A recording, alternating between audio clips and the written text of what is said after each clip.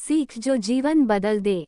एक राजा था जिसका नाम रामधन था। उनके जीवन में सभी सुख थे, राज्य का काम काज भी ऐशो आराम से चल रहे था। राजा के नैतिक गुणों के कारण प्रजा भी बहुत प्रसन्न थी, और जिस राज्य में प्रजा खुश रहती हैं वहाँ की आर्थिक व्यवस्था भी दुरुस्त होती है। इस प्रकार हर क्षेत्र में राज्य का प्रवाह अच्छा था। इतने सुखों के बाद भी राजा दुखी था, क्योंकि उसकी कोई संतान नहीं थी। यह गम राजा को अंदर ही अंदर सताता रहता था। प्रजा को भी इस बात का बहुत दुख था। वर्षों के बाद राजा की यह मुराद पूरी हुई और उसे एक पुत्र की प्राप्ति हुई। पूरे नगर में कई दिनों तक जश्न मना। नागरिकों को राजमहल में दावत दी गई।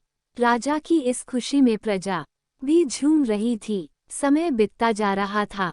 राजकुमार का नाम नंदन सिंह रखा गया। पूजा पाठ एवं इंतजार के बाद राजा को संतान प्राप्त हुई थी, इसलिए उसे बड़े लाड़ प्यार से रखा जाता था। लेकिन अति किसी बात की अच्छी नहीं होती। अधिक लाड़ ने नंदन सिंह को बहुत बिगाड़ दिया था। बचपन में तो नंदन की सभी बातें दिल को लुभाती थी, पर बड़े होते होते यही बातें बदतमीजी लगने लगती हैं। नंदन बहुत ज्यादा जिद्दी हो गया था।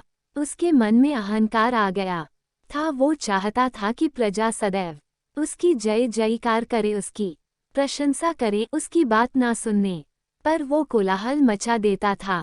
बेचारे सैनिकों को तो वो पैर की जुती ही समझता था। आए दिन उसका प्रकोप प्रजा पर उतरने लगा था। वो खुद को भगवान के समान पूजता देखना चाहता था। आयु तो बहुत कम थी, लेकिन अहम कई गुना बढ़ चुका था।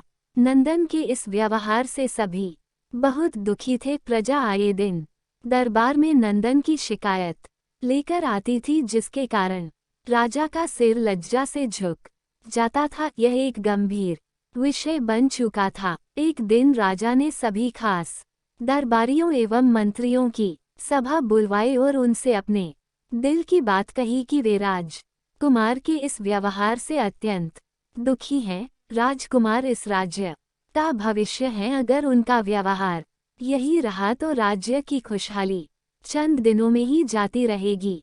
दरबारी राजा को सांत्वना देते हैं और कहते हैं कि आप हिम्मत रखें, वरना प्रजा निसहाय हो जाएगी। मंत्री ने सुझाव दिया कि राजकुमार को एक उचित मार्गदर्शन एवं सामान्य जीवन के अनुभव की जरूरत है। आप उन्हें गुरु राधागुप्त के आश्रम भेज दीजिए। सुना है वहां से जानवर भी इंसान बनकर निकलता है। ये बात राजा को पसंद आई और उसने नंदन को गुरु जी के आश्रम भेजा। अगले दिन राजा अपने पुत्र के साथ गुरु जी के आश्रम पहुँचे। राजा ने गुरु राधागुप्त के साथ अकेले में बात की और नंदन के विषय में सारी बातें कही। गुरु जी ने राजा को आश्वस्त किया कि वे जब अपने पुत्र से मिलेंगे तब उन्हें गर्व महसूस होगा।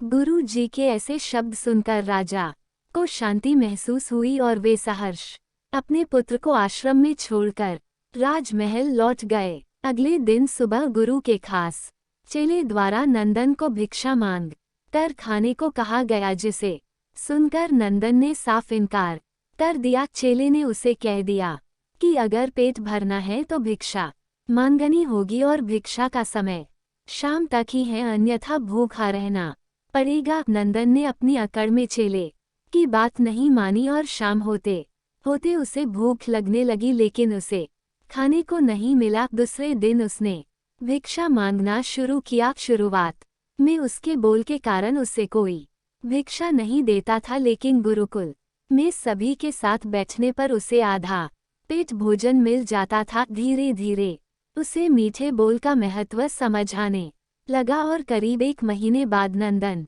को भर पेट भोजन मिला, जिसके बाद उसके व्यवहार में बहुत से परिवर्तन आए।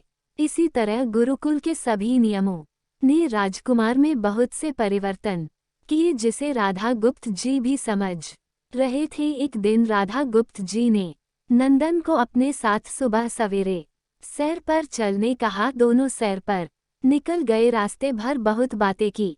गुरु जी ने नंदन से कहा कि तुम बहुत बुद्धिमान हो और तुम में बहुत अधिक ऊर्जा है जिसका तुम्हें सही दिशा में उपयोग करना आना चाहिए। दोनों चलते चलते एक सुंदर बाग में पहुंच गए जहां बहुत सुंदर सुंदर फूल थे जिनसे बाग महक रहा था। गुरुजी ने नंदन को बाग से पूजा के लिए गुलाब के फूल तोड़ने कहा। नंदन झट से सुंदर सुंदर गुलाब तोड़ लाया और अपने गुरु के सामने रख दिए। अब गुरुजी ने उसे नीम के पत्ते तोड़कर लाने कहा। नंदन वो भी ले आया। अब गुरुजी ने उसे एक गुलाब सूंघने दिया और कहा, बताओ कैसा लगता है। नंदन ने गुलाब सूंघा और गुलाब की बहुत तारीफ की। फिर गुरुजी उसे नीम के पत्ते चखकर उसके बारे में कहने को कहा। जैसे ही नंदन ने नीम के पत्ते खाए उसका मुंह कड़वा हो गया और उसने उसकी बहुत निंदा की और जतर कतर पीने का पानी ढूंढने लगा। नंदन की ये दशा देख गुरुजी मुस्कुरा रहे थे। पानी पीने के बाद नंदन को राहत मिली। फिर उसने गुरुजी से हंसने का कारण पूछा। तब गुरुजी ने उससे कहा कि जब तुमने गुलाब का फूल सूंघा तो तुम्हें उसकी खुशबू बहुत अच्छी लगी और तुमने उसकी तारीफ की, लेकिन जब तुमने नीम की पत्तियां खाई तो तुम्हें वो कड़वी लगी और तुमने उसे थूक दिया और उसकी निंदा भी की। गुरुजी से नंदन को समझाया, जिस प्रकार तुम्हें जो अच्छा लगता है तुम उसकी तारीफ करते हो, उसी प्रकार प्रजा भी जिसमें गुण होते हैं उसकी प्रशंसा करती हैं। अगर तुम उनके साथ दुर्व्यवहार करोगे और उनसे प्रशंसा की उम्मीद करोगे तो वे ये कभी दिल से नहीं कर पाएंगे। इस प्रकार जहाँ गुण होते हैं वहाँ प्रशंसा होती है। नंदन को सभी बातें विस्तार से समझ आ जाती हैं और वो अपने महल लौट जाता है। नंदन में बहुत परिवर्तन आता है और वो बाद में एक सफल राजा बनता है।